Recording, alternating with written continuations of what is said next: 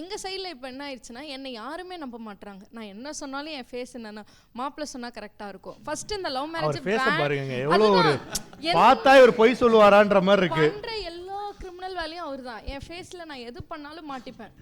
ஒரு ஹஸ்பண்ட் வீட்டில் ஒரு ப்ராப்ளம் எது வந்தாலும் நாங்கள் எங்கள் வீட்டில் விட்டே கொடுக்க மாட்டோம். என்னதான் இருந்தாலும் அவர் அப்படி இப்படி அப்படின்னு இவர்லாம் என்னை போய் தலையை அடமானம் வச்சுட்டு கிளம்பிடுவார். நீ தான் பிரச்சனை, எனக்கு அதுக்கு சம்மந்தம் இல்லை. 100 அடி தூரத்தில் இருப்பார். ஏதோ ஒரு பிரச்சனைன்னு வருதுங்க. ஃபார் எக்ஸாம்பிள் நேற்று பார்த்தீங்கன்னா பைக் வந்து ரிப்பேர்.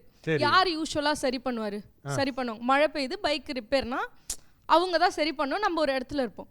எனக்கு பசிக்குது, நான் சாப்பிட போறேன்னு சொல்லிட்டு பைக்கை 1 கிலோமீட்டர் என்ன தள்ள விட்டு வேற யாரோ காமனான ஒரு பர்சன் வந்து ஹெல்ப் பண்றாங்க. தாண்டி தான் போணும். சோ அந்த ஹோட்டல் சாப்பிட்டு அதுக்கு அப்புறம் போலாம். அப்ப அந்த ஹோட்டல் மட்டும் சாப்பிடுறேன்னு போயிட்டாருங்க. வேற ஒருத்தர் ஹெல்ப் பண்றாரு. வந்து இன்னமா தனியா வந்திருக்க, வீட்டுக்கு ஃபோன் பண்ணி சொல்லிட்டியா அப்படி. நான் என்ன சொல்றது, அவர் அங்கதான் ஹோட்டல்ல சாப்பிடுறாருன்னு எனக்கு சொல்ல முடியல. இல்ல அந்த நேரத்துல நீங்க வந்து ஒரு செல்ஃப் சென்டர்டா உங்களை பத்தி மட்டும் யோசிச்சிட்டீங்க அப்படின்னு அவங்க சொல்றாங்க. நான் வந்து 2 பேரும் போய் சாப்பிடலாம் தான் நான் கூப்பிட்டேன். நான் மட்டும் போறேன்னு சொல்லல. சாப்பிட்டுட்டு அதுக்கப்புறம் போய் அந்த ஒர்க்கை பார்க்கலாம் அப்படின்னு.